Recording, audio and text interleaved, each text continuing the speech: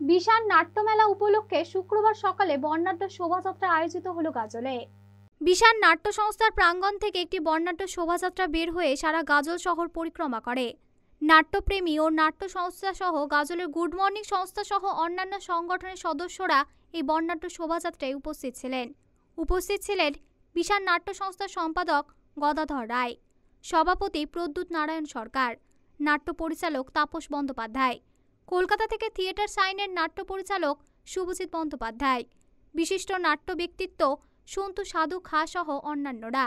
শ্যামসুখী বালিকা শিক্ষা নিকেতনের ছাত্রীরাও শোভাযাত্রায় অংশ নেয়। বিশাল একটি নাট্য সংস্থার উদ্যোগে বিশালের ৪৮তম বর্ষপূর্তি উপলক্ষে আজকে আমাদের ৪৮তম নাট্যোৎসব বিশাল নাট্য মেলা পথ পরিক্রমার মাধ্যমে শুভ সূচনা হলো। আজকে আমরা গোটা গাজলটাই মোটামুটি পরিক্রমা করলাম।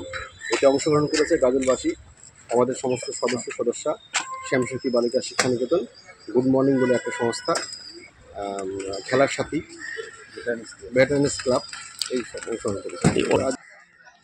মালদা টুডে।